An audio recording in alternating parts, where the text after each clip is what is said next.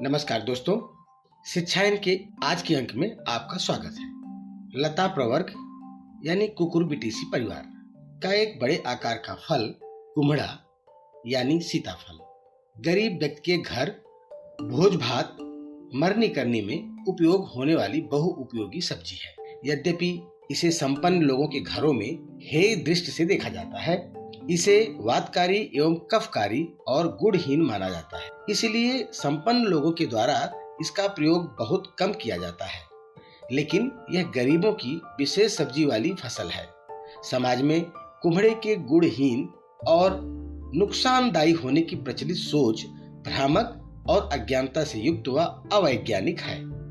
वस्तुतः कुम्हड़े के फल में अनेक उपयोगी तत्व भी पाए जाते हैं, जिसके कारण इसका प्रयोग अनेक रोगों के निवारण के साथ ही आधुनिक युग की भयावह लाइलाज बीमारी कैंसर और मोटापे में अत्यंत उपयोगी है।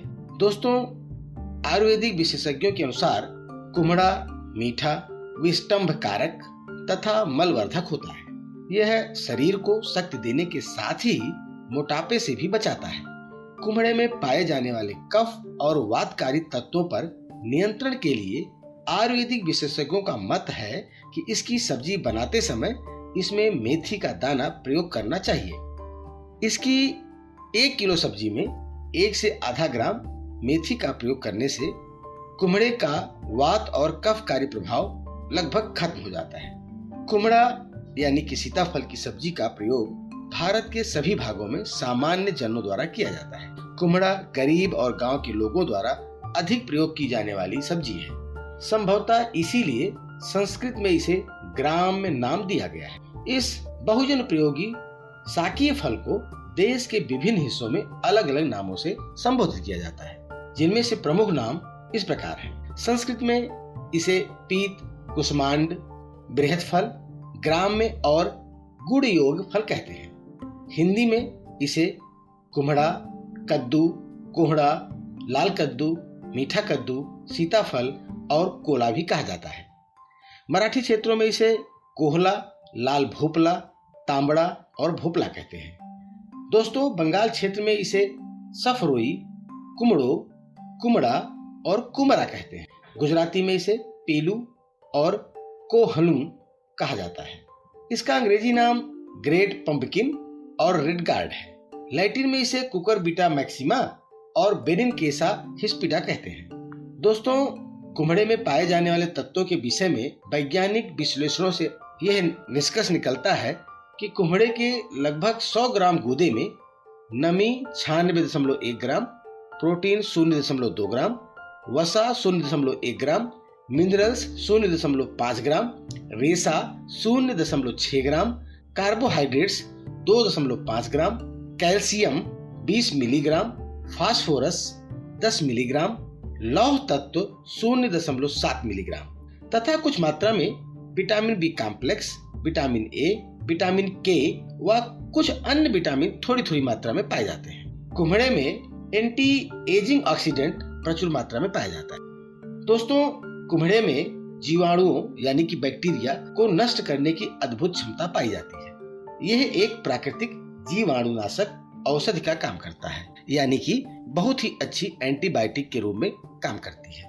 सड़े गले घाव पर कच्चे कुम्हड़े की पट्टी लाभकारी रहती है। 100 से 50 ग्राम कच्चा कुम्हड़ा सेवन करने से सेप्टिक रुक जाता है।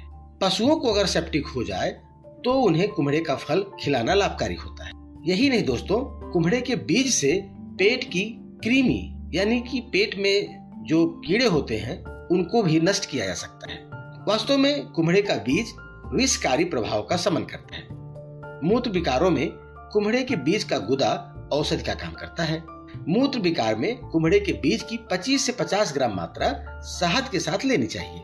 दोस्तों, कुम्हड़े में कैंसर रोधी तत्व पाया जाता है।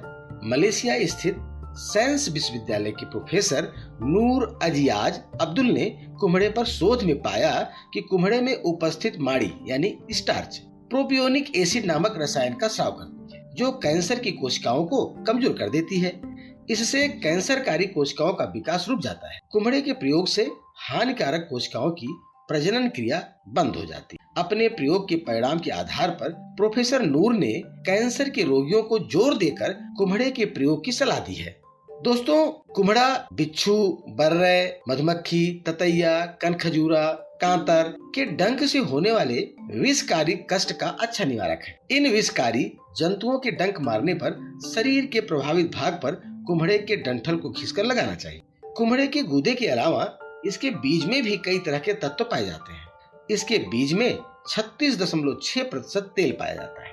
कुम्हड़े के बीज से निकलने वाला भूरे रंग का यह तेल अत्यंत उपयोगी होता है। इस तेल से मालिश करने से स्नायु मंडल पुष्ट होता है, मजबूत होता है। इस तेल के प्रयोग से मस्तिष्क की दुर्बलता को भी दूर किया जा सकता है। इससे मनुष्य की याददाश्त भी बढ़ जाती है। कुम्हड़े के बीज का तेल लगाने से बालों का रूखापन, रूसी और अनिद्रा में लाभ होता है और अच्छी नींद आती है। दोस्तों, सामान्यतया कुम्हड़े की खेती गर्मी और वर्षा ऋतु में होती है। ग्रीष्म ऋतु यानी कि गर्मी में उगने वाली इसकी लता जमीन पर फैलकर फलती है, जबकि वर्षा काल में उगने वाले कुम्हड़े की लता जमीन के ऊपर पेड़ों, छतों, छप्परों और मचान पर फैलकर फलती है। कुम्हड़े का फल महीनों तक खराब नहीं होता, इसलिए इसे तोड़ने के बाद महीनों तक रोककर उपयोग किया जा सकता है।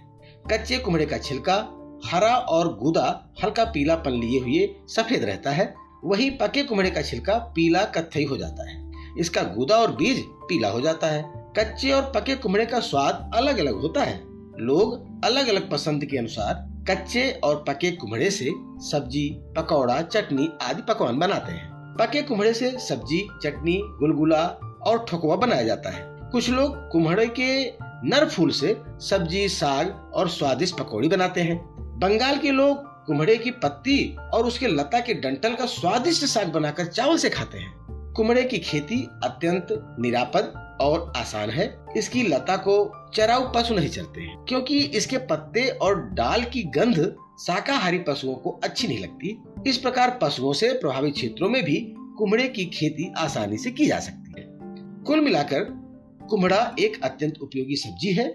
इसकी सब्जी में हमेशा मेथी डालकर प्रयोग करने पर किसी प्रकार की समस्या नहीं होती है। दोस्तों, आज के अंक में बस इतना ही। शिक्षायन के अगले अंक के साथ हम फिर हाजिर होंगे। तब तक के लिए अपने दोस्त गिरीश त्रिपाठी को अनुमति दीजिए। नमस्कार।